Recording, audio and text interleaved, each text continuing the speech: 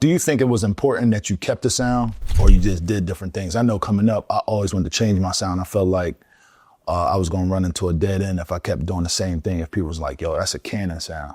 But it also developed in the Cannon sound. I don't know what it was. It might have been the textures or whatever it was. Did you ever say, man, I got to switch up my sound because it's going to get played out? Or you just like, man, I just do this the best out of anybody that's ever going to come forward? I don't think I had time to really think about switching my sound, man. It's just like the type of artists that was coming to me, they was coming to me for the sound that they've been hearing.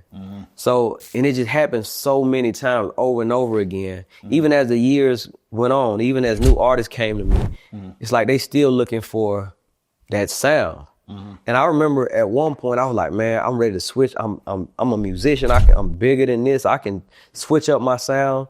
And I started trying new things.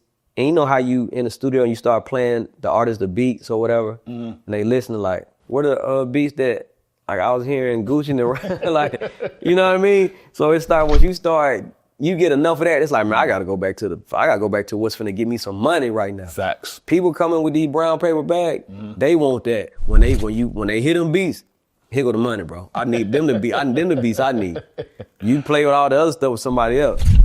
And what really made me feel like I have to just stick to my sound and just enhance my sound is when I wanted to do something for like bigger artists. But you had the cheat code, you was playing. I could play, but... So you could just probably say, yo, oh, you want that sound? Here you go. I'm the sampler, so it's like, man, if I don't find nothing in that space, But I started learning that they didn't want nothing else. They wanted that. I just did a song with Tasha Cobbs, just a gospel artist. Yeah, like I'm a fan of Tasha Cobbs. Yeah. And it's just amazing how it's this many years later and it's still the sound. The sound we're looking for is the Zaytoven sound. Like, don't give us something that we go somewhere else and get something else. Give us, what you do. And it's like, it's been a blessing, man. It's been a blessing that all these years, all these artists I work with, they still, I need that Zaytoven sound. That's dope. One of the things I also wanted to touch on was sounds. So I was a hoarder of sounds. I wanted to have every record, every keyboard, every drum sound. It seemed like you only had a set of drums and your keyboard. Do you think that contributed to the part of your success? Definitely.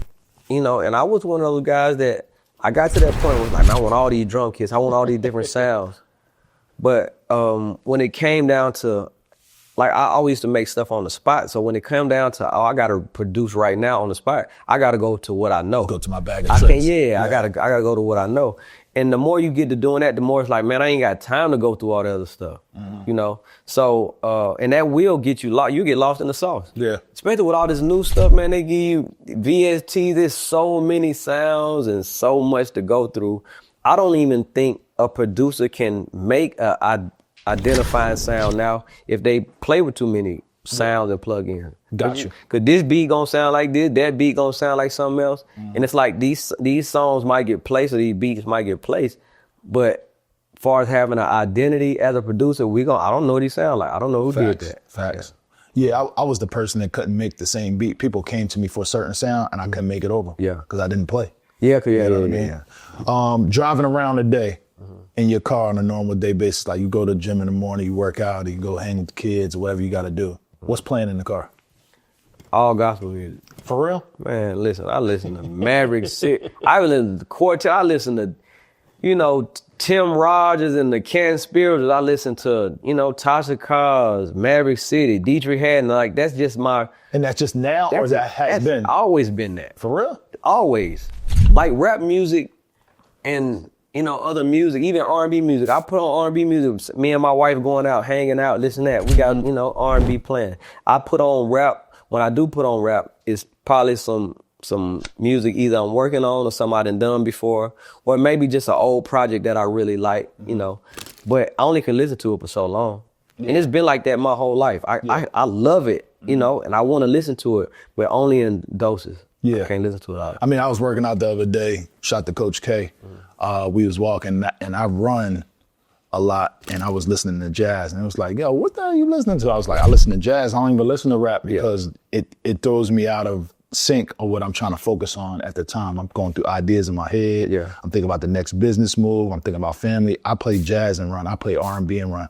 I play gospel. The reason I mentioned Take Six because I had just stumbled upon one of these songs coming to me, and I was like, man, I used to listen to this as a kid. You know what I'm saying? So I was like, oh, I'm gonna start running to this. You know what I'm saying? A lot of the times, and that's why I asked you the question, because a lot of us, everybody I asked, they be like, bro, I be listening to R&B. Yeah. I be listening to country. Yeah. You know, and I think it's because we do the rap and the hip hop and R&B so much that we try to get away from it. You know what I mean?